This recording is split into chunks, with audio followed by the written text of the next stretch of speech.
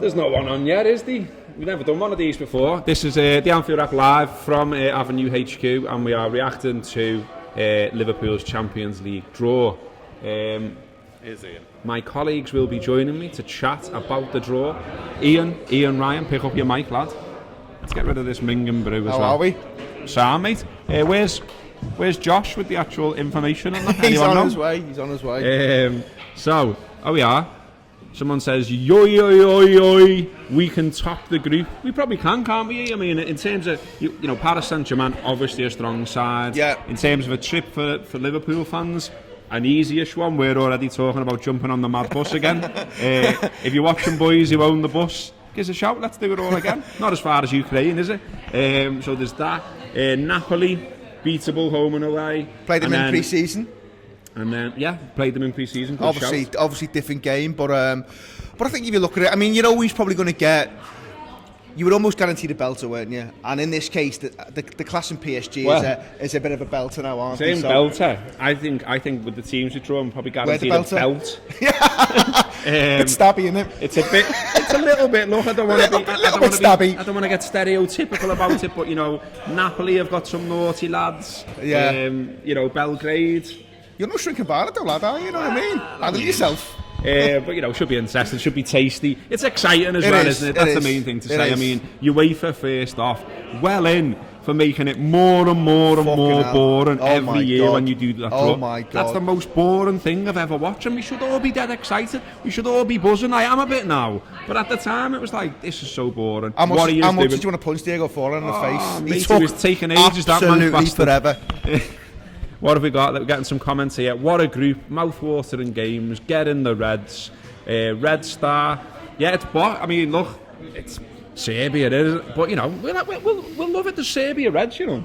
There's some Serbia Reds. Yeah, the Serbia Reds. They got through, didn't they, on Wednesday night? But I think, you know, to go to Paris Saint Germain, that's a team that Liverpool haven't really faced for an awful long time. I think, remember a tie in the mid-90s, was around about 97, we played Paris. So we played them under Evo. So it's been an awful long time. I think we had a semi-final against them, in the kind of UEFA Cup. So that's a standout, that for me. And I think, you know, Napoli, team managed by Carlo Ancelotti, it'll be a lot harder than what it was in pre-season, for sure, no doubt about that.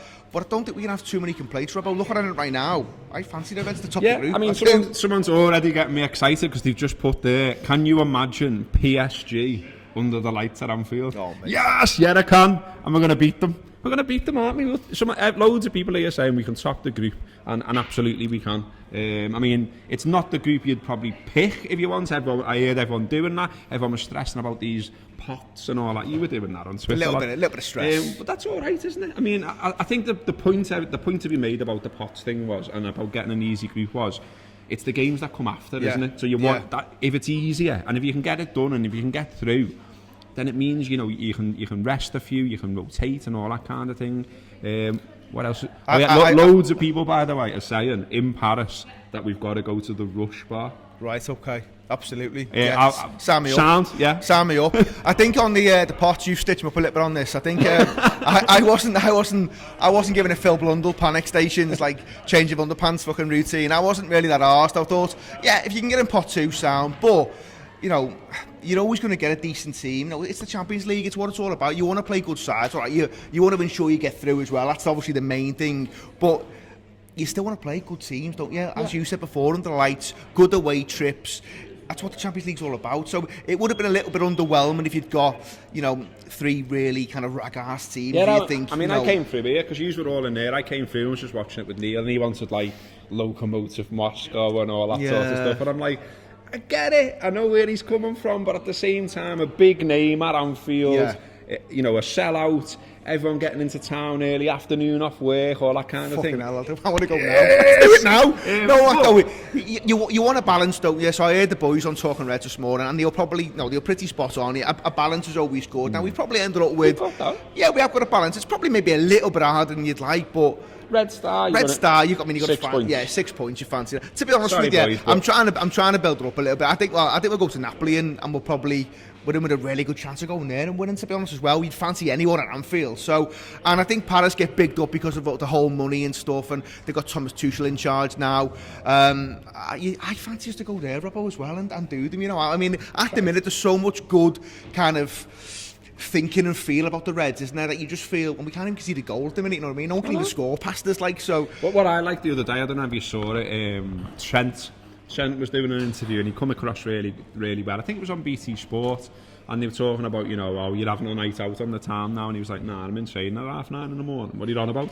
But what he also said was, he went, it's just one game a week at the moment, and it's a little bit weird. And he said, and I can't wait for Europe again and European nights. And I was like, go on, Sam, because we do the fans thing where we worry and we go, oh no, when there's more games, it put more pressure on the squad and there'll be injuries and this and that, you know, you fear the worst. But they want the games, they want it to happen, they want to be playing, you know, at the weekend, midweek, at the weekend again. And like, I just think, I always go on about this season, it's my age, but the 2001 season, I always remember Carragher just saying that they just got on a run. They got on a run, and they ended up playing something mad. It must have been nearly 60 games. Yeah. And they, you know, they came third in the league, they won the cup treble, and all this stressing about rotation and squad and all that sort of stuff, they just enjoyed themselves and won a load of trophies. So I'd quite like Liverpool to do that again. And we've got a strong squad. Absolutely, it's what you're in football for. You want to be playing every 3 or 4 days. That's when you know you're back in the big time. You're playing in European competition because you've kind of qualified the year before, which proves you're a good side because you're finishing that top 4. And I think there was something Lallana said a while ago which stuck with me. When Liverpool were in the Champions League, there was an air of frustration around the club anyway, and the manager would often try and create that Champions League atmosphere. Midweek games, he'd have the squad playing each other. All right, it's not as intense, but the point was he wanted to try and make it intense because he wanted those games every 3 or 4 days. That's what you strive for as a manager. So, listen, we were out of it far too long, let's be honest. So now we're in it, let's enjoy it. No, the bigger the better for me, you know. Let's play some good sides. Even like I was taking the piss out of you before, sorry mate, but for fuck's sake. But the stress, if you like, about the pot, about being in the third tier of that really, really, really fucking boring draw. Yeah. But the point of that was though that Liverpool haven't been in the top tier enough in recent times, and we all remember. I mean, we can rip the coefficients and all that, and I regularly do, and it's all a bit geeky for me, the way they were describing the draw before, nearly fell asleep. But remember when we topped that? Remember when we were, like, statistically or whatever, the number one ranked team in Europe? Yeah, the number one ranked team. We were under Rafa, and it was like, let's get back to them days, because this is what Liverpool are about. Liverpool are about Europe, it's part of our identity. It's why we've got the flags and the banners and the songs and everything else. We had that great song last season, it's still going this season. Someone's just said there, I love the way we've never done one of these lives before, and you can just see the comments popping up, and someone's just put Paris's sound, you know, lads. And it is, you know. Lad, honestly, you know, it got mentioned before about going back on that bus, and that bus, you know, for the ones who did it still holds some scars, I'm not going to lie to you, but for a chance to go back, and it's a shorter trip, I think it'd be great, you know, we can get something going around the bus again, where we all go to Paris. I mean, what a fucking great trip that's going to be. Sorry, Rob, I was going to say one other thing. When the draw was getting made and when teams were popping out, I think we've ended up with teams there we've not played a lot of, you know, in terms of European football. We were thinking back to the mid-90s there for Paris Saint Germain, and Roma, Real Madrid pulled out, and a few of us having a little discussion there. That felt a little bit like a flashback to last year. Now, whilst I'd happily hand Real Madrid their arses on a plate after what happened last year, I didn't really want to go Real Madrid and Roma again, you know what I mean? This feels like something fresh we get your teeth into. We don't play these teams very often. As I say, Napoli have had, you know, some good times but some turbulent times as well. We've played them in pre-season, but this is a proper competitive game. It'll have a different feel to it. It's a Carlo Ancelotti team. He won't be coming to get beat 5-0. So I'm made up with it, you know, honestly. I think it couldn't have gone much better. I just think as well, like, you know, I get dead into the sort of the psychology of footy and sport and all that. I'm just dead interested in that. I think if I was a bit younger and whatever, I might go and do something in it, but I'm probably younger not heart lad. Yeah, I'm just reading books instead. But I'm dead interested in Klopp, the things he says, why he says them. And he was just doing an interview the other day, and he was talking about Man City, but at the same time, and he's being really respectful to Man City, but at the same time really bigging us up. So he was saying Manchester City are world class, and he said, and we're not the best team in our league. But then he was like, but we can beat anyone. We've got a knockout punching us, and all that stuff he's been talking about Rocky and Ivan Drago and all that. you can do all that about PSG. You know what I mean? You can go, look at the money these boys have spent, look at the superstars they've got in the team, but we're Liverpool and we go out and we upset the odds. And it's like, you know, that'll suit them, those 2 games, I think. Well, someone was saying last night, I can't remember who it was now, a journalist saying, it feels harsh on Liverpool being in pot 3. And he was like kind of coming at it from I feel sorry for Liverpool. Well, I feel sorry about the ones in pot 1 and 2 because they didn't want Liverpool in pot 3 because that's another belter you've got there. So Paris Saint Germain are thinking, well, we've also got Napoli there. We don't want Liverpool as well because that's another team who could potentially knock us out. So whilst we can talk about challenges from our perspective, you're absolutely right. You know, flip it round a little bit, and those teams who've been pulled out there, they're not wanting to play Liverpool. They'll know what it's like. They'll have heard the stories about what it's like to go to Anfield on a European night, the noise, or should I say they'll think they'll know. They'll think to know what to expect. But when they get there, like all these teams, like City were last year, lads, a few songs, is it, you know, the odd kind of, you know, atmosphere. We're used to all that. You weren't used to it. You just weren't used to it. You'd not experienced it. And I know we get a little bit of shit for thinking that we big it up and stuff, atmospheres in Anfield, but actually it is different. It does feel different. You know it's different. I know it's different. The teams that go there know it's different. We've seen players of the likes of your Terrys, your Lampards, almost visibly shaken because they've not experienced it before. So these boys who are coming to Anfield, they're in for an absolute treat. Squad depth will be needed, games will be coming thick and fast, but that's what we want though, isn't it, mate? That's what we want. Josh, do you want to come in, mate? Josh's been doing some research today. Good on him, just so we know a bit about... just go in the middle. Weird, lad, but you know. We'll allow it. We're all still in. So this is Josh from the office, Josh Sexton, presents the team talk, edits the website, writes all rounder on the Anfield Wrap, you know what I mean? But yeah, he's been doing some research today into all of the teams really, so that we can pull them in at this point and basically, you know, he can tell us a bit of how they're all doing and whether they're any good. So, who do we want to start? Should we start with who we know least about, which is probably Red Star, isn't it? Yeah, let's start from the bottom then. So Red Star Belgrade is who we drew in pot 4, who've come in at the bottom of Liverpool's group. They've qualified for the Champions League in actually probably the most dramatic fashion that you possibly can. They beat Red Bull Salzburg last night and with a last minute goal to get a 2-2 draw. So they've managed to get through to this stage now. To Salzburg. Yeah, it's a bit of a shame, really. It would have been a Naby and Mane against their old teams as well. It'll be sound. It'll be good. Serbia away looks like a bit like a lively one as well. I say lively. I reckon I can get away with lively. No, a lively away day. They've got. It's fair to say they've got boys, haven't they? You know, they've got a bit of an ultra culture. See what I did there? You know, they like the pyro and all that. They're a little bit mad, but you know, we don't mind that. It's a little bit edgy and stuff. It's okay. Just there's a line. And let's not step over it. You know, don't start taking your belts off and that. Don't spoil me looks. Napoli. The way they got into pot 2 for the group stage draw this year is they came second to Juventus last year. Actually ran them really close. Serie A's a league which is usually a bit of a runaway for Juventus as title winners, but Napoli did a really good job pushing them last year, and obviously played Liverpool in pre-season. Liverpool will feel like they know a little bit about them after their 5-0 win in pre-season. So hopefully a bit of a repeat of that. Marek Hamšík being their standout, but none of the big boys from when we played Napoli a few years ago. I think we played them in the Europa League a few years ago when we played them. I got an Patrick, so none of the lads they had then in terms of Cavani or anyone like that, but a couple of nice little players like Insigne and people like that to watch out for. Hang on, let's not be having this talk, mate. Someone's just put worst case scenario we win the Europa League. Fuck off. Nah, we're not just done the draw. Let's win the Champions League, man. Number 6, not Europa League. Nah, we're getting out that group. One of the things that stands out to me about Napoli and PSG in particular, they're not really two defensive teams. What I was looking out for in the draw, and I was speaking to Ian while it was going on, was that Juventus and Atletico are probably the two you want to avoid because they're the more defensive sides, that particularly with more quality than what you see from some Premier League teams. They're the sort of team that Liverpool struggle against, particularly when we're going to their place. But PSG and Napoli and teams like that, I don't think they're ones that will struggle with. PSG in particular, I could see us beating them home and away easily. Napoli away might be a bit trickier because their fans are also a bit lively. Was the word I used before, but they got a bit lively in Napoli last time Liverpool were out there, so let's hope everyone stays safe, and it got a bit lively here as well, so same.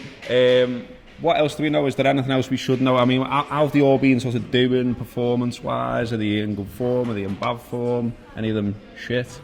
To be honest, Robbo, I've nicked this research from Christian Walsh's piece in the Echo, so you'll have to blame him for no. We don't see that. Yeah, you'll have to blame him for nothing on the current form. We'll of the have a side, discussion in your appraisal, Joshua.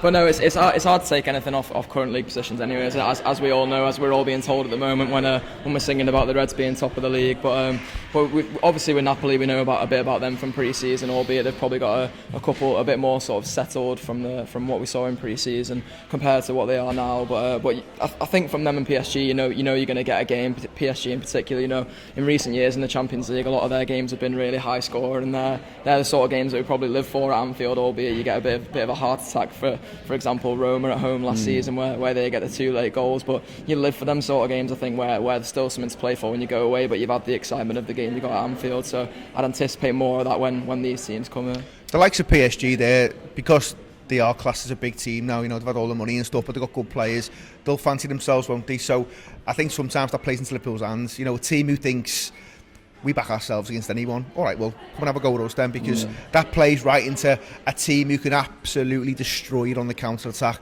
and we've seen us do it to loads of teams across Europe, the teams who've been labelled the best teams in Europe. So that for me is, again, it's something that really kind of... Does anyone know, by the way, when are the games? When are the games? I think they said they were announcing it 2 hours after the draw. So I think the only thing I think you got to look out for, I think it was mentioned, I think I've got this right, I think match day 2 falls in between Chelsea and the Man City game. Could be match day 1, but that's obviously it's not ideal, that is it, because you could do with someone at home in between those 2 absolute belting games. So that's something you got to factor in, and I think that's where people are coming from when they're talking about which part and stuff. They want an easier ride because you're thinking about the league form, but listen, we are where we are. So sounds okay. Well, the boys have gone downstairs straight away to go and record a reaction podcast to this as well. So if you subscribe to the Anfield Wrap, you'll be able to listen to that. I'm sure we're going to be talking about the draw even more on the likes of Talking Reds tomorrow, on some of the shows tomorrow. We'll let it all settle in. But if you've just joined this live video, I know some people will be watching this later. Paris Saint Germain, Napoli and Red Star Belgrade. Not the hardest group in the world, a group you'd expect Liverpool to get out of. And also let us know on this. I said before, we've never ever done one of these sorts of live videos before, apart from one I did at the old office where I was trying to keep it a secret that we were interviewing Xabi Alonso, and then I just gave it away in 2 seconds. But tell us what you think, leave the comments, but also if you leave a comment just saying whether you watched it live or whether you watched it on the replay, just so we know. Martin Tyler there, lad, was it? Live! And it's live! So that's been a little Anfield Wrap special about the Champions League draw. We're going to get off, but someone's saying there 1,000 viewers is not bad for the first go. I'd agree, mate, it's alright, isn't it? Maybe we'll do it again. Loads of live comments coming up there, thank you very much, that's what we like. Watch loads of the video, by the way, because we're doing loads of it. There's a preview show already on this channel for the Leicester game. It's really good. It's really good because it's us discussing it, but also we went to Leicester, we spoke to a Leicester fan, and you've got Neil Atkinson's infamous tactics board on there as well. What more could you want? So watch all that as well. Make sure you click subscribe too. That's been the Anfield Wrap. Up the Champions League Reds. Craig can't turn it off.